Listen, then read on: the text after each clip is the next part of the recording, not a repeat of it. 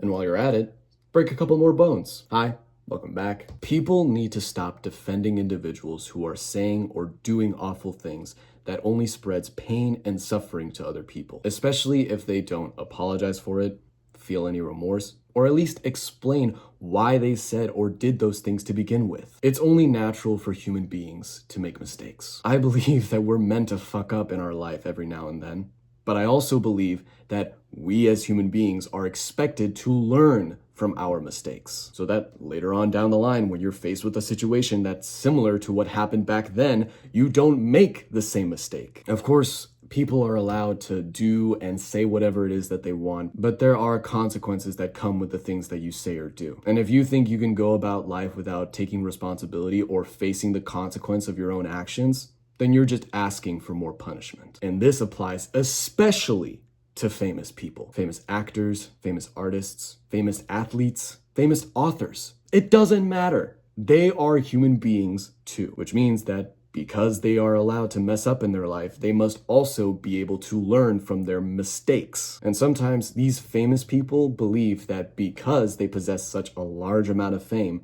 that they're able to use it as a shield to protect them from the negativity, the hate, and the awful things people say whenever they fuck up in their life. But I believe that because they are famous, they must be held accountable even more than the average person. And the obvious reason is because they are capable of simply influencing people in an instant without having to put any effort. All it takes is just for them to say one sentence, and everyone is going to either follow them or turn their back to them. Now, of course, there is the argument that whenever a celebrity or a famous person messes up or does something that hurts their image, do the fans still have the right to appreciate whatever it is that they might have created or whatever it is that they were a part of? I believe in the saying that people need to separate the artist from the art. So anytime that I see a celebrity or I see a famous person who says something or does something that's fucked up, I don't attribute that to whatever it is that they were working on or whatever it is that they were a part of. The reason is because that's their own opinion or that's their own action that has nothing to do with whatever they were working on or whatever it is that they created. Of course, actions speak louder than words, which is why it's important for someone who has reached that level of fame to make an effort and show that they didn't come in with bad intentions.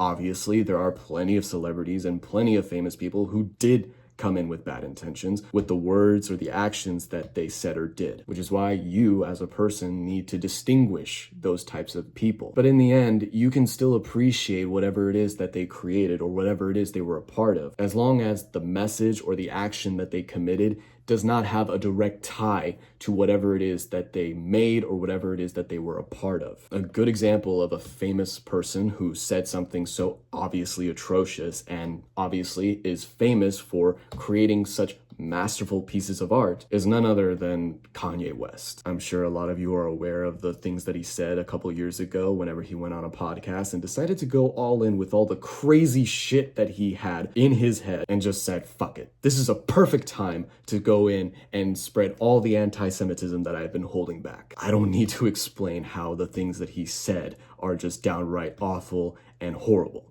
because it's clear why they are. But on the other hand, Kanye West is not just your average Joe on Twitter trying to spread hate. He is one of the most famous rappers in the world. He has reached that point of notoriety. And it's crazy to think that because he reached that level of fame, he thought that he could just say whatever he wanted to say and spread the hate and think that nothing awful was going to come of it, that there was going to be no punishment whatsoever for the things that he said. Now, obviously, there are still people who listen to Kanye West. And there are still people who love his songs and love the songs that he was featured in along with other artists. So because he said those horrible things, does that mean we can't listen to his music? Does that mean we can't appreciate the art that he created? Like I said, separating the art from the artist. That's the one thing that I live by when it comes to these scenarios. And it's important for the people who are trying to defend him to understand this saying, that he is in the wrong and he needs to be punished for being wrong, especially because Believe it or not, to this day, he still hasn't apologized for the things that he said. But because he's considered to be the most famous rapper and because he's considered to be such an amazing artist, they're just gonna pretend like those things never happened, or they're just going to pretend like the things that he said are fine because it's Kanye West. And obviously, those people need a clear wake-up call. They need to face reality. They need to understand that this person, yes, he's famous, and yes, he's made amazing songs. But does that mean that we can't hold him accountable for the awful things he's done, for the awful things that he said? Of course not. Another good example of something like this happening with a famous person is J.K. Rowling, the author of Harry Potter. Years ago, she made some transphobic comments on Twitter, and people obviously came in with a lot of hate, and there was a lot of backlash that came from this. But it's J.K. Rowling. To me, she's one of the greatest authors to ever live, creating a series that is globally recognized as a masterpiece, and went on to be a very famous movie series as well. And yes, she explained herself, and she did probably a better job at going through everything she said than fucking Kanye West, but she still said some hateful things. And she still said some things that left a lot of people with a bad taste in their mouth. Does that mean you can't read Harry Potter? Does that mean you're no longer allowed to watch any of the Harry Potter movies? Of course not. But that also means you shouldn't try and defend her for saying things that obviously were hurtful, that were obviously meant to be a negative point towards a certain group. It doesn't matter that this person said awful things when it comes to a deciding factor of whether or not you should actually consume the art or the creation that this famous person has done. Her opinion about something has nothing to do with the message or the ideas or the beliefs that the story that she created was trying to share. You can still appreciate an artist's work without having to agree with whatever it is that they said or did, so long as it doesn't have a direct tie to that art or to that creation. Then it shouldn't bother you to actually consume that art or that creation. Now, obviously, there have been famous people who take it a bit further than just words. The Shield of Fame that I mentioned earlier is something that these people had delusionally kept in their mind and believes that they could utilize it as a means to get away with the actions that they committed. The most famous example of this is none other than R. Kelly. Everyone who is anybody knows about the awful and disgusting things that this artist has committed in his life. And the fact that he tried to play it off like it was fine, like it was not a bad thing, as if it was just normal, is disgusting. And it's just stupid for anyone to try and defend a person who believes that. But again, people still listen to his music. Some people consider him to be the king of R&B, and that title is still applied to him regardless of the actions that he has committed. Because again, separating the art from the artist is very important. We all know this person is capable of singing his ass off and being able to create masterful works of music. But as I've been saying, that does not excuse him for doing the awful, horrendous things that he has done. He must be held accountable. And thankfully, he is facing punishment. And thankfully, we live in a world where people are not so completely delusional. The most recent example of something like this happening is the famous director, Francis Ford Coppola, who was caught on video sexually harassing the extras in the recent movie that he has been directing. These actions, like anybody else, is not okay. And it's not something that we can just excuse because of the level of fame and notoriety that this person possesses. Now, of course, he is known to be one of the greatest directors in the world, notably for creating the movie The Godfather. Do the recent events that involve him mean that I can no longer watch that movie? No. But I'm not going to go out of my way to defend this person. I'm not going to go out of my way to try and make excuses for this person. That's just stupid.